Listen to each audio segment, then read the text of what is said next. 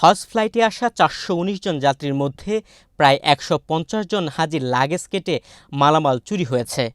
এ বিষয়টি সামাজিক যোগাযোগ মাধ্যমে বেশ আলোচনা সমালোচনা হচ্ছে। আবহাওয়া ও জলবায়ু গবেষক মোস্তফা কামাল পলাশ ফেসবুক পোস্টের মাধ্যমে এই অভিযোগ করেন। সঙ্গে লাগেজ কাটার একটি ছবিও জুড়ে দেন তিনি। এ বিষয়টি বিমান বাংলাদেশ এয়ারলাইন্সের দৃষ্টিগোচর হয়। পরে বিমান বাংলাদেশ এয়ারলাইন্সের পক্ষ থেকে বিষয়টি নিয়ে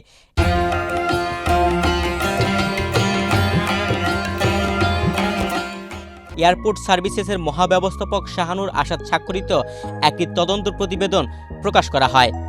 সেখানে সামাজিক যোগাযোগ মাধ্যমে প্রচারিত হজ ফ্লাইটে প্রায় ১৫০ জন হাজির লাগেজ কেটে মালামাল চুরি হয়েছে ধরনের দাবি সম্পূর্ণ অসত্য ও ভিত্তিহীন বলে জানিয়েছে।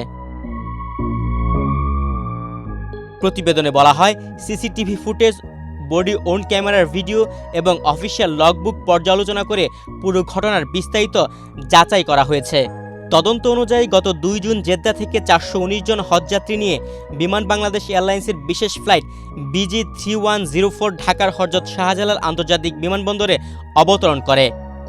ওই ফ্লাইটটিকে ঘিরেই সামাজিক যোগাযোগ মাধ্যমে লাগেজ কেটে মালামাল চুরির অভিযোগ ছড়ানো হয়।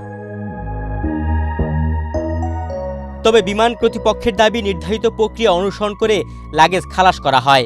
অবতরণের পর রাত ২:৫২ উড়োজাহাজটি চকের অবস্থানে পৌঁছায় এবং মাত্র কয়েক মিনিটের ব্যবধানে ব্যাগ খালাসের কাজ শুরু হয়। রাত ৩:০৫ প্রথম ব্যাগ এবং রাত ৩:৫১ মধ্যে মোট ৮৩৬টি লাগেজ ডেলিভারি বেল্টে পৌঁছে দেওয়া সম্পন্ন হয় বলে তদন্ত প্রতিবেদনে উল্লেখ করা হয়েছে।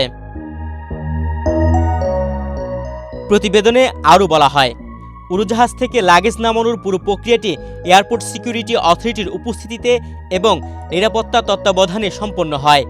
একই সঙ্গে সিসিটিভি ও বডি ওন ক্যামেরার ফুটেজ বিশ্লেষণ করে দেখা গেছে, সৌদি আরব থেকে অন্তত ২১টি লাগেজ ক্ষতিগ্রস্ত অবস্থায় হ্যান্ডেলিং স্টাফরা গ্রহণ করেছিলেন। বিমান বাংলাদেশ এয়ারলাইন্সের ভাষ্য অনুযায়ী, আন্তর্জাতিক নিয়ম অনুযায়ী বুকিং লাগেজের তরল পদার্থ, জমজমের পানি কিংবা কিছু প্রসাধনী সামগ্রী বহন নিষিদ্ধ। জেদ্দা বিমানবন্দরে স্ক্যানিংয়ের সময় এসব সামগ্রী ধরা পড়লে নিরাপত্তা বিধি অনুযায়ী লাগেজ খুলে পরীক্ষা এবং প্রয়োজনীয় ব্যবস্থা নেওয়া হয়ে থাকে। এই প্রক্রিয়াকে অনেক সময় ভুলভাবে লাগেজ কাটা হিসেবে ব্যাখ্যা করা হয় বলে দাবি তাদের। তুহিন ভুইয়া, বাংলাদেশ প্রতিদিন।